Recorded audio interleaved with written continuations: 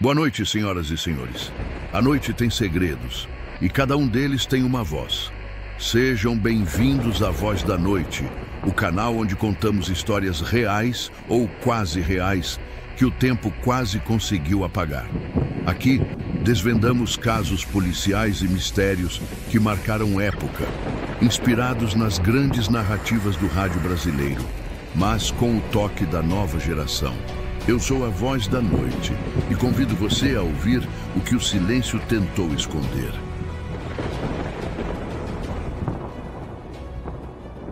Hoje, vamos mergulhar fundo em um dos casos mais perturbadores e misteriosos da crônica policial brasileira. Uma história cercada por um silêncio pesado, por medo e por rostos que, por algum motivo, preferiram não aparecer. Esta é a história que ficou conhecida como o Caso do Homem Sem Rosto. Nossa história começa em uma manhã fria e cinzenta de segunda-feira, às margens do rio Tietê, em São Paulo. Um pescador da Vila Maria, acostumado com a paisagem urbana e as águas turvas, avistou algo estranho flutuando. A princípio, parecia mais um saco de lixo, uma cena infelizmente comum. Mas, conforme o objeto se aproximava, o contorno de um corpo humano se tornou inconfundível. Assustado, o homem correu para a margem e ligou imediatamente para a polícia. Poucos minutos depois, viaturas do 9º Distrito Policial chegaram ao local, isolando a área. O que encontraram ali daria início a um mistério que perdura até hoje. O corpo de um homem estava sem qualquer documento de identificação. Estava parcialmente queimado e, o mais chocante de tudo, seu rosto havia sido completamente desfigurado, como se alguém tivesse feito um esforço terrível para apagar sua identidade do mundo. Os peritos estimaram que a vítima tinha entre 35 e 45 anos e que a morte havia ocorrido cerca de 36 horas antes de ser encontrado. Mas o que realmente deixou os investigadores perplexos foi um detalhe macabro. O rosto parecia ter sido removido com uma precisão quase cirúrgica. Não era um ato de fúria aleatória, era um ato calculado. Quem era aquele homem? E por que alguém iria tão longe para garantir que ele nunca fosse identificado? Sem impressões digitais, sem arcada dentária e, claro, sem rosto, a perícia não tinha por onde começar. O caso foi oficialmente registrado como Homem Desconhecido, Morte Violenta. Mas para um investigador veterano, o delegado Paulo Menezes, algo não se encaixava. Enquanto a imprensa local noticiava o caso como apenas mais um crime brutal na metrópole, Menezes notou detalhes que contradiziam essa teoria. O corpo vestia um terno caro, feito sob medida, e em seu pulso um relógio suíço que, embora danificado pela água, ainda funcionava. Aquelas não eram as roupas de uma vítima comum de um crime de rua. Aquilo sinalizava poder, dinheiro. O delegado Menezes percebeu que estava diante de algo muito mais complexo e perigoso do que parecia. Aquele relógio, em particular, poderia ser a única chave para desvendar o segredo daquele homem sem rosto. E foi exatamente o relógio que deu à polícia a primeira pista concreta. Ao rastrear o número de série da peça, os investigadores descobriram que ele havia sido comprado por um empresário influente de Campinas chamado Alberto Ferraz. Ferraz era dono de uma grande construtora, conhecida por seu envolvimento em licitações públicas milionárias. E, coincidentemente, ele havia desaparecido 2 dias antes do corpo ser encontrado. A família de Ferraz alegava que ele tinha feito uma viagem repentina a trabalho, sem dar muitos detalhes, mas um depoimento mudou completamente o rumo das investigações. Um funcionário da construtora de Ferraz afirmou ter visto seu chefe discutindo acaloradamente com 2 homens, que ele identificou como policiais civis, em um bar na zona norte de São Paulo, exatamente na noite em que ele desapareceu. De repente, o caso do Homem Sem Rosto começava a tomar uma forma muito mais sombria e perigosa. Com essa nova pista, o delegado Menezes e sua equipe começaram a cavar mais fundo na vida e nos negócios de Alberto Ferraz. Não demorou para que descobrissem um esquema gigantesco. A construtora de Ferraz era, na verdade, uma empresa de fachada usada para lavar dinheiro em contratos superfaturados com diversas prefeituras do interior paulista.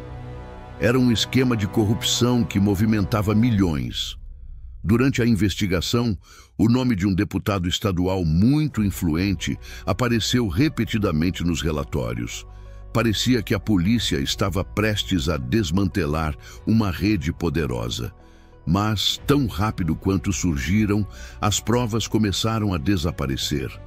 Documentos cruciais sumiram misteriosamente de dentro da própria delegacia. Então, o delegado Menezes recebeu uma ligação anônima. A voz do outro lado da linha foi curta e direta. Se continuar com esse caso, o próximo sem rosto vai ser você. A ameaça surtiu efeito.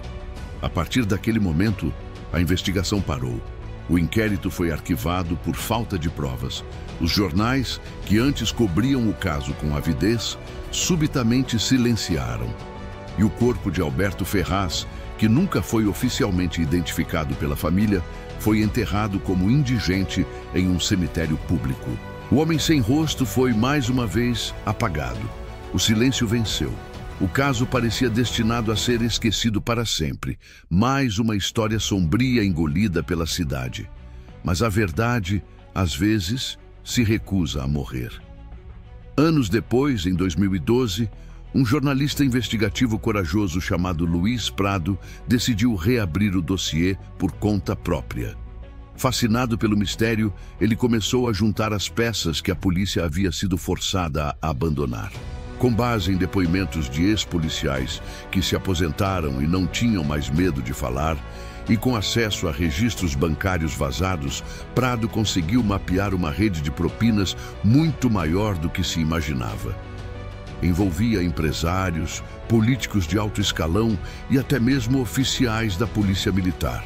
Ele descobriu que o homem sem rosto não era apenas uma vítima. Ele era o elo fraco, a peça que, se fosse exposta, poderia derrubar toda uma estrutura de corrupção bilionária que operava nas sombras do poder. Luiz Prado estava prestes a publicar a reportagem de sua vida. Uma matéria que prometia abalar as estruturas políticas do Estado. Mas ele nunca teve essa chance. Pouco antes da publicação, o jornalista desapareceu. Seu carro foi encontrado abandonado na beira da rodovia dos Bandeirantes, um dos principais acessos a São Paulo. As chaves ainda estavam na ignição e não havia nenhum sinal de luta, ou de Luiz Prado. Ele simplesmente sumiu, assim como as provas do caso que investigava. Até hoje, o caso do homem sem rosto permanece sem solução, alimentando diversas teorias. A primeira, e mais provável, é a de queima de arquivo político. Alberto Ferraz teria sido eliminado por saber demais sobre os contratos fraudulentos e ameaçar entregar seus parceiros no esquema de corrupção. O rosto removido seria uma mensagem clara e brutal para quem mais pensasse em falar. A segunda teoria aponta para uma vingança pessoal. Especula-se que o crime poderia ter sido motivado por uma traição, talvez um caso amoroso envolvendo alguém muito poderoso e perigoso, que usou de sua influência para cometer um crime e garantir que ele nunca fosse resolvido.